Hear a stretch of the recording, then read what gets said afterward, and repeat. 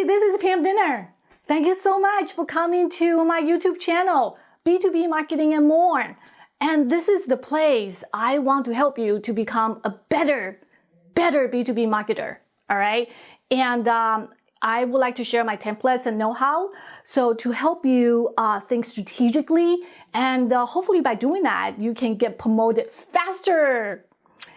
With that being said, today I just want to talk about a very easy topic and simple, yet kind of not everybody understand, all right? What is B2B marketing, and what is the difference between B2B and B2C? And why is B2B marketing taking slightly different approaches in the process than the B2C? All right, so these are the couple questions that I want to answer. B2B marketing, what is B2B marketing? And in general, there's a simple definition. B2B marketing is basically that you're selling products and services to companies. That's pretty much it. But that is a what definition. And there are many definitions. If you search on Google, is actually how definition, right? And here is one example from Hugh McFarlane. You know, when I was thinking that, oh my God, his name is Hugh McFarlane, that makes me think Seth MacFarlane.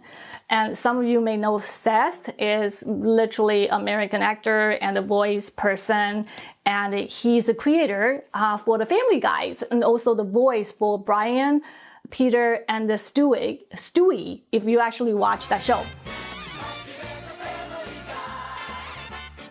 By the way, he's also the creator of a new show called The Orville.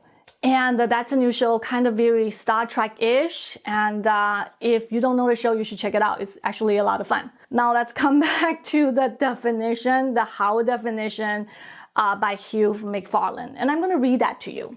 B2B marketing is the process of planning and executing strategies and the campaigns. That is true. So now he's explaining how to do B2B marketing. It's really, you have to plan a strategy, you have to create campaigns that position your brand in the chosen categories with the businesses most likely to buy, and then create demand for a well-aligned sales force. So Hugh's definition is really that you need to think it through in terms of how you want to market your product to company, and you need to create campaigns. And at the same time, you need to make sure you align with your sales force. All right, so that's cool. And so what is the difference between B2B and B2C anyway? Well, if you think about it, B2B and B2C, they are using the same marketing channels. If you use Facebook pay ads on the B2C side of things, you probably use, Twitter pay ads or the Facebook pay ads, the same channel for the B2B efforts. However, there are significant differences between B2B and B2C, and they are different because of the 5 elements. The first one is complexity of products. So if you are creating the product for company to use, and a lot of time the products tend to be a whole lot more complicated than just for personal usage, right? Because you are using for the company, for the enterprise, such as machinery or even software. So that tend to be a whole lot more complicated. Because it's complicated, the dollar amount tend to be bigger, right? Because it's a complicated product, so it tend to be a whole lot more expensive. When it's more expensive, guess what? Many cooks are in the kitchen. Everybody wants to get in the kitchen and say, and they'll give their opinions which product they should buy, they should not buy, or whatnot. So now, complexity of the product, right? And dollar amount bigger, and then the many cooks in the kitchen. Because many cooks in the kitchen to determine the buying decision, then the purchase cycle is what? Longer. Yes, that's the problem with the B2B side.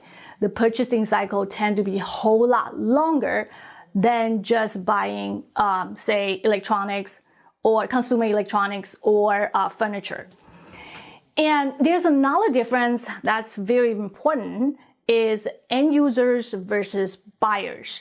On the B2C side, right, the people who are buying the product likely to be the people who are using the products. But that is not necessarily the case on the B2B side, right? The IT manager or procurement managers might be the people who are buying the products, but the actual users may be HR, sales, marketing, product people, or whatnot, right? So the buyers versus end users. And this has a significant impact on the sales side. You are not just talking to one person anymore. You probably have to talk to multiple people that possibly have a say about the buying decision. So these are the 5 key elements I want to share with you that's significant or substantially different than the B2C side, right? And there's another thing that's kind of important is what Hugh was talking about.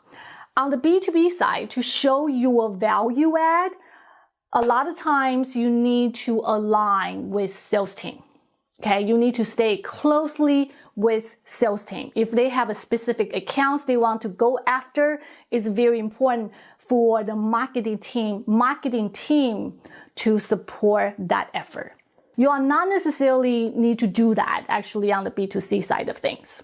So that's the difference. And I explained it to you in terms of what is the B2B marketing, the difference between B2B and B2C, and some of the key elements that shape B2B marketing's approaches and the processes. And most importantly, it needs to align with sales. So with that being said, obviously you can tell I am a B2B gal through and through. Many people think that B2B marketing is boring. What's that? Yeah, it can be. Depending on what you do, really. But they are creative and also storytelling aspect of it. And the most important thing is you need to know what you are doing. If you know what you are doing and you are passionate about engage with your customers, you can find funds in the B2B marketing. But like I said, you need to know what you are doing and do things with a certain purpose and also intention. All right, so this is what I want to talk about today. I hope that you enjoyed my definition of a B2B marketing and my interpretation how B2B and the B2C are different and the importance of aligning with sales. If you really like the content, I hope you do. Subscribe, hit the button below. And if you feel the content can benefit your colleagues or your friends, please share that with them as well. I would really appreciate that. It would mean a lot to me. If you have any specific questions, reach out to me anytime, pam@pamdidner.com, or you can follow me on the Twitter and then send me a DM. I will try to answer your question as soon as possible. Even if I don't know the topic very well, I will make an effort to do a research and get back to you. Does that make sense? All right, very good. I hope you enjoyed today's episode.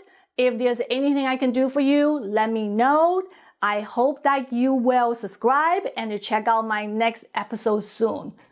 All right, talk to you later. Bye.